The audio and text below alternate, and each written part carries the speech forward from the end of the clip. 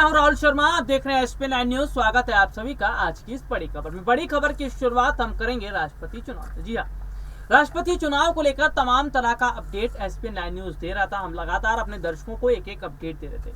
राष्ट्रपति चुनाव की अगर बात करें तो जैसा कि आज चुनाव है और 21 जुलाई को नतीजे आएंगे, लेकिन नतीजों से पहले द्रौपदी मुर्मू क्यों डर रही है? नतीजों से पहले द्रौपदी मुर्मू के माथे पर पसीना क्यों टपक रहा है या क्यों उनके घबराहट दिखती नजर आ रही है, जिस पर विस्तार से बात करेंगे।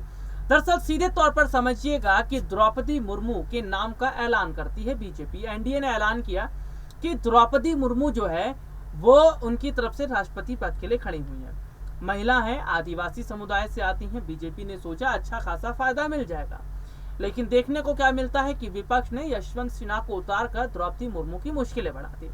यही वजह है कि सत्ता पक्ष ने द्रौपदी मुर्मू को विपक्ष की तरफ भेजना शुरू कर दिया, विपक्ष से समर्थन मांगने के लिए कहना शुरू कर दिया। हमने देखा कि द्रौपदी मुर्मू थोड़ा जाकर प्रचार प्रसार अपना कर रही थी और विपक्ष से समर्थन भी मांग रही थी। हालांकि मैं अपने दर्शकों को ये बता दूं कि राष्ट्रपति रामनाथ कोविंद का नाम जब फाइनल किया गया था, उस वक्त राष्ट्रपति रामनाथ कोविंद कहीं जाकर प्रचार प्रसार नहीं कर रहे थे या इस तरह से कहीं वो घुल मिल नहीं रहे थे, क्योंकि उस वक्त विपक्ष ने अपना कैंडिडेट जो है वो बहुत कमजोर उतारा था। इस बार विपक्ष ने मजबूत कैंडिडेट उतारा। तो फिलहाल हम यहाँ पर बात कर रहे हैं द्रौपदी मुर्मू की। नतीजों से पहले द्रौपदी मुर्मू को घबराहट है। ऐसा इसलिए क्योंकि विपक्ष मजबूत है।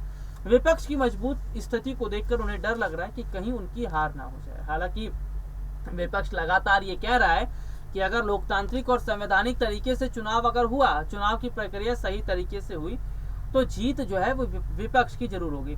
लेकिन इस बीच ये जरूर माना जा रहा है कि जिस तरह से सत्ता पक्ष ईवीएम के जरिए खेला करने की कोशिश करती है, क्योंकि हमने देखा है कि विपक्ष लगातार ये बात करता रहा है कि जो भी अभी तक चुनाव हुए हैं विधानसभा की, अगर हम बात करें, देखिए 5 राज्यों में अभी विधानसभा के चुनाव हुए थे, उनमें से ये ज्यादातर कहना था विपक्ष का भी और जनता का भी कि ईवीएम के जरिए चुनाव बीजेपी जीतने की कोशिश करती है। उत्तर प्रदेश में ईवीएम के जरिए चुनाव जीता गया।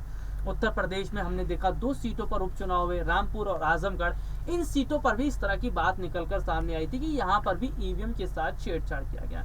तो ये कहा जा रहा है कि जब तक ईवीएम रहेगा तब तक सत्ता पक्ष जीतता रहेगा और विपक्ष की स्थिति कमजोर होगी। तो इस वक्त हम देख रहे हैं कि पूरी तरह से सारा जो सरकारी तंत्र है, सरकारी जो गवर्नमेंट पूरा सेक्टर है, सिस्टम, उसको सरकार ने अपने अंडर कर लिया।